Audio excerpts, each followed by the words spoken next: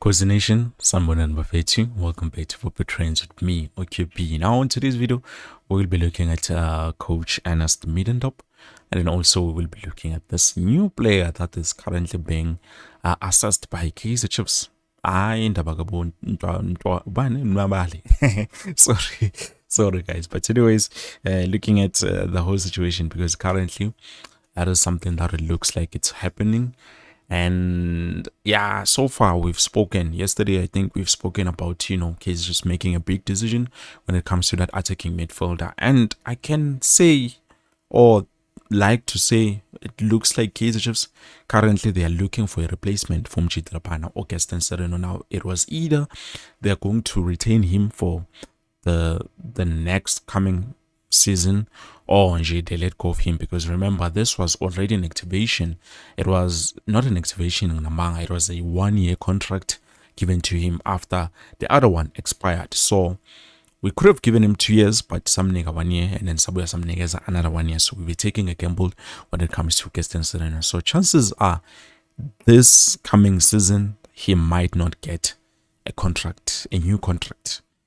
Why am I saying this? Well, currently there's a new player in town, Takunda, Tausa. I believe that is the name or the pronunciation of this young player. Very, very young cheetah. Was a Zimbabwe. He plays as an attacking midfielder, central midfielder, defensive midfielder. So nje umfana, yeah, he can play. Very, very well according to reports. But I've been looking, trying to see, because currently Mfana is very young and he's just 20 years of age. So that is good for us, because it looks like Kaizer Chiefs and Jobang Shilo, we are headed to the direction of bringing in young stars. So, I don't know. Maybe we've no DDC, but because you remember, I even said we do not have an attacking midfielder, even at the DDC level. I don't know who currently we can say which is our attacking midfielder, who's very good, shining, and is ready to step up. So Takunda Tausa.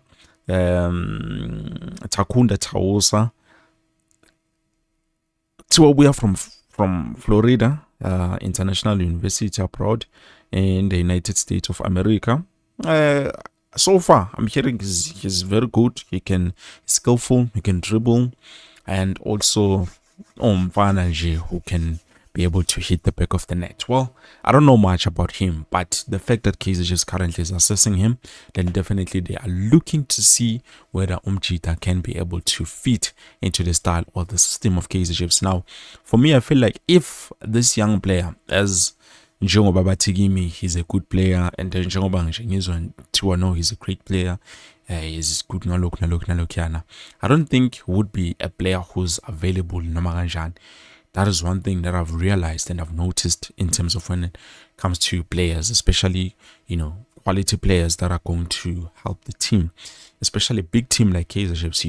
You don't just find a player laying around unless that player was playing for a team and then circumstances, and then they had to let go of that player. Then it makes sense. But for now, I don't know, guys. So it looks like we're not going to sign an attacking midfielder, but maybe if we sign this young player from Zimbabwe, then that means, because remember, Kaizer just used to succeed a lot with players from Zimbabwe. Your Collins, your Knowledge, your Karmas, all of those Zimbabwean players, they were succeeding. I don't think all of them were Zimbabweans, but yeah, just trying to make a point to it. Definitely it is something that has worked for us before. So maybe we are trying to get back to that system. I don't know, but definitely Omjita Uyenji. So enough about Thabo Nobali. Let's stop talking about Thabo Nobali, guys. I don't think there's any truth to it. And then now jumping to Ernest Middendorp. This guy is always there's something to say about Kaizer Chiefs. And there's one thing that I've noticed, and I'm going to tell you on this video right after I've read his statement. So according to Ernest Middendorp, he has just revealed what it takes for a coach to succeed at Kaizer Chiefs. Now remember, he had his time, and back then. So according to him, he says, To operate in such an environment, a coach needs real expertise, emotional resilience, strong leadership, and unbeatable confidence. He must have the ability to remain calm under pressure, show conviction in his work, and make decisions with authority. A certain stubbornness, in a positive sense, is evident. The courage to stand by your football ideas when the noise around the team becomes overwhelming. One of the key responsibilities of the coach is to identify the real capacity of each player. What can they truly deliver? What are their strengths, limitations, and consistency levels? Only when this assessment is done honestly can the coach build the most suitable structure and a tactical setup for the team. This means coaching is not about following dreams, wishes, or public expectations. It is about working with reality. The team structure must come from the individual capacities of the players available, not from the theoretical ideas that do not match the squad. Ernest Middendorp. So, yeah, I feel like what is saying, it's him currently trying to audition for Kaizer Chiefs, and also I feel like he's maybe trying to leave a message for the current coaches who are there. I don't know, but that's what I think is happening. So for me, guys, when it comes to Ernest Middendorp, let's be honest, he had his time. Back then, what is saying? Because let's be honest, as much as I can say back then, none. It looks like he has gained a lot of experience, and what is saying, definitely he knows what he's talking about. But then also, football has evolved. This would have worked, 2-3 years ago, but currently things are tough, things are different. You don't just need to have any player and say I will depend on the players. You can depend on a player like Ashley Dupreez, but if he's not gonna deliver, he's not gonna deliver. That will not be your fault as a coach. You understand? So you can say no, I will try and play long balls or ngimnikeze spaces so that he can be able to run as much as he wants and freely.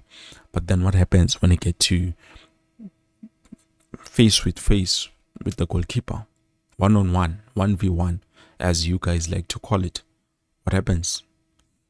So as much as he can say all of this is something that I would have accepted 2 years ago, but now there's a lot. I'm starting to question a lot of things, guys. I'm starting to question a lot of things. I'm starting to question a lot of coaches. I'm starting to question a lot of tactics.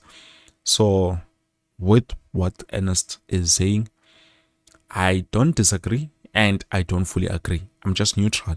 And all I'm saying is he can talk all the talk, but currently he's not working anywhere. And that is a big red flag for a coach who's not working anywhere. You can't say it's because they can't sign him or anything. Like, there's a lot that happened with Ernest Middendorp, guys. Let's be honest. There's a lot that happened. So that's why currently he's clubless. And all of those things that he's saying, he could have done it on the previous clubs that he was coaching. But did he do it? No. And where is he now? Currently, Uhleli is not working. So some of you might believe that we might find hope on Ernest Middendorp. But for me, looking at the reality, I don't think it's going to work. There's a lot of things that I'm starting to question and wonder, why are things happening like this? Well, guys, I believe this is it. Thank you so much for watching. Maybe if later on I'm still here and I have something, I will let you know. Peace.